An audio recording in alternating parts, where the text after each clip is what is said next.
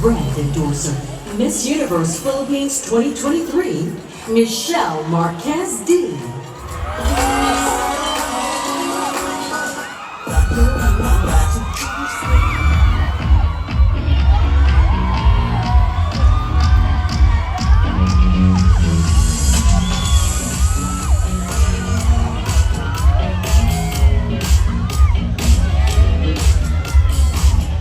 Once again, give it up for Miss Universe, Michelle D!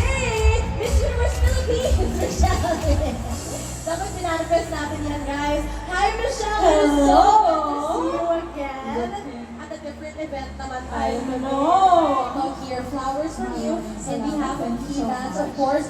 Oh my goodness, you look absolutely radiant. So stunning. So staggered, if I may say so myself. Kamusta, Michelle? How are you feeling today?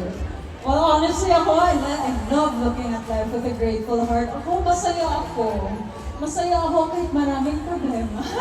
Hindi, dapat masaya tayong lahat kahit maraming problema, kahit maraming blessings. Always have to see things with a positive perspective. And of course, I'm so blessed to be here, seeing all of your beautiful faces. Maraming salamat for taking the time to experience this wonderful event. Yeah, I love you too. I love you. diba? Ang nakikinig tayo sa'yo, Michelle, today, right? Na magchichikahan muna tayo for a little bit, so why don't we sit out? Yes, okay. We are gonna get into the nit and gritty. So ano ba talaga nangyari? Joke lang. Ano ba? Joke sa malaman. Hindi. Pero sa totoo lang, Michelle, you are very much glowing. You know, I mean, you already are, as we know it. But from the last time I saw you during that event, that was glowing ka na now, right? And that was before your pageant stay. That was before your competition started. And to be granted, when you last saw me, that was, I think, the tail end of all of my preparations. Correct. So I I remember was you mentioned. insanely Yes. going back and forth with all of my preparation, my training, Correct. work. Kaya medyo ngarag talaga ako ng panahon na yun. I know, pero hindi naman mukha at that time, in fairness. Diba? Because we have our secret weapons. And what is Syempre, that? Of course, for me, Kimans. Kimans is the way, the truth, and the light. Ganon. Naging philosophy, school of thought siya. But yes, absolutely, Michelle. Okay, now, a lot of us fans here, no? Ako na rin fan ako, di ba? So, we want to know all about, well, not really all, but at least, you know, like a sneak peek of what happened during your journey in El Salvador. So, how was the experience for you after, now that you're here, you know, after getting the time to reflect about your journey back in El Salvador, how was it like for you? You know, looking back, the whole experience, this is the thing about pageantry. You go on and on and on and on and on until coronation night happens and it feels like the last year was just a dream because time flies so fast. Yep. After looking back, grabe, like I mentioned earlier, I love seeing things with a grateful heart and just recognizing everything that had to be done to represent the country that we all love took so many steps. But a big part of that was really making sure that I took care of myself once in here and once out here, because that's really what you have to do first and foremost. Before you do any job, you have to make sure that you're okay with yourself. And, you know, alam naman natin, maraming harap sa buhay, but my secret weapons were really the things that kept me healthy, kept me glowing, my secret weapons in everything that I do. But syempre, nakakataba talaga ng puso because I came home feeling like a winner and I have to thank all of you for that because that was our fight. Hindi lang po laban ko, but laban ng buong Pilipinas. Correct. And you know what? Before you even came here on stage, Michelle, I was talking to some of your fans for the Philippines. And you know what? We are immensely proud of your performance. Yun talaga from the bottom of our hearts. I think you represented our country absolutely well. It was excellent. Might I just say though that El Salvador was very hot when I was there. So I really have to thank Kimans for really helping me look fresh all day because I love their pit solution line. Oh yeah. So kapag kinakabahan ako kahit hindi halata, hindi talaga halata na kinakabahan ako. Because at least naman, I know how to mask all of that. You do that in training, pero hindi mo matatago sa pawis. So, talagang ginagamit ko yung Oo. solution. I can imagine how humid it is also there. It was no? human, very similar to the Philippines. So I really needed to up my personal care Yes. to make sure that it's not always pag pinapawisan, hindi magugulas yung Correct. makeup, and you need to make sure that you're using the right products for all of that. Correct. Okay, now you did mention He-Mans, right? I mean, that's the reason why we're all here today. But can you share with us at least your story on how you discovered He-Mans?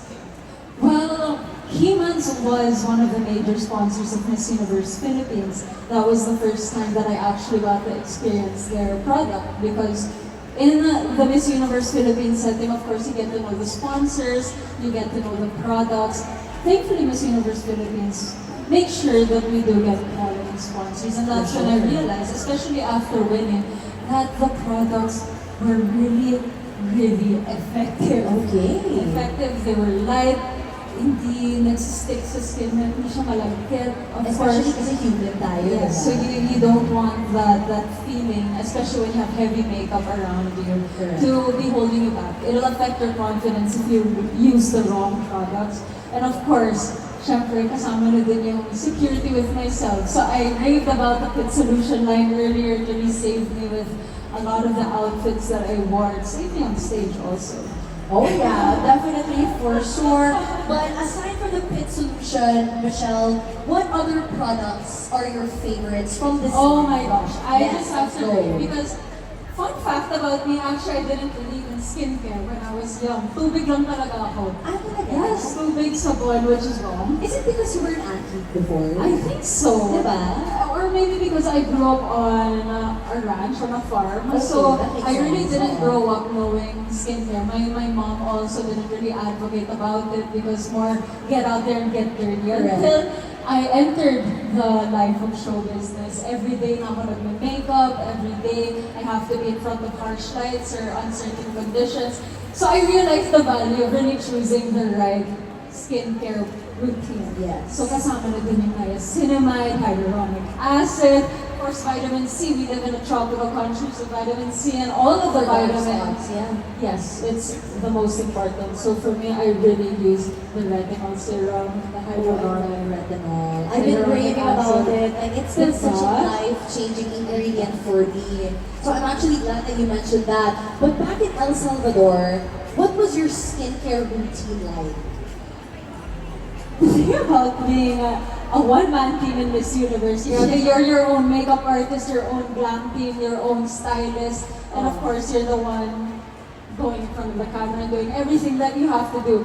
So I really had to make a conscious effort to really make sure that my skin stayed healthy enough para naman pagdating ko sa coronation night, malinis pa rin, fresh pa rin yung skin ko. Kasi I was abroad for maybe a few weeks under those conditions, high stress conditions, and for any woman that's here, when it's that time of the month, your hormones can kind of get unbalanced. So you just have to make sure that you're giving yourself the necessary tools to make sure that you succeed. And with that, syempre coronation night is at the very, very, very end. Yes. So pagdadaan mo muna lahat ng stressors bago ka makarating sa moment that you've all been waiting for. I know. So, I can imagine. syempre, the products really help me. All the serums. It makes the perfect base for makeup that you have to wear all day. For sure. And I mean, Michelle, I'm pretty sure you can agree with this, no? We all know that if you don't take care of your skin, wala din yung makeup mo.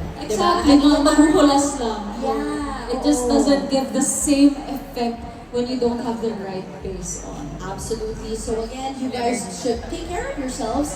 Not only makeup, pero syempre inside as well, diba? And you guys can definitely check out He-Man's products for that. Now, before we let you go, Michelle, are there any Let more? me go already. Kasi naman naka 5 minutes, naka last 5 minutes na tayo. I know, pa-extend naman Saan tayo. ka na? Kaya nga, diba? Nakakainis. Pero ito na nga, are there any more skin tips that you want to share with all of us to achieve, you know, a more radiant and queenly glow? Honestly, the best skincare tip is to first have skincare. I lived a big chunk of my life not thinking about it or prioritizing it. But the worst thing that you can do, especially when we're at the age of adulting, we're not blessed with so much collagen production already. You have to start young and you have to stay consistent with products that you know work. When something works, stick to it. Because something you don't want to do to your skin is really use different products and not have that consistent routine. Siyempre, you have to give your skin time to adapt and to make sure that it can absorb all of its nutrients in the most consistent way and efficient way possible. Exactly. And it is a trial and error. It is. really is a trial and error, right? So, if I were you guys, I would definitely check out the Keyman booth. I think it's right there. We'll see you there for sure, right? Hashtag di pa tapos magkita-kita tayo sa Yes!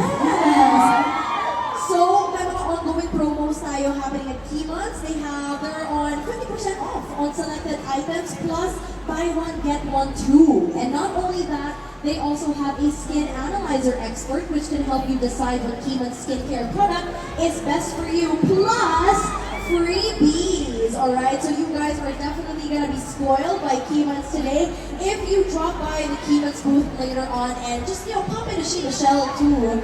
May pa-meet and greet siya later on, di ba? Alam niyo naman, summer is here, so make sure you protect your skin with everything that your skin needs. Oo, tama. And tamang-tama kasi may sunscreen si Keyman's. And it's SPF 50++++.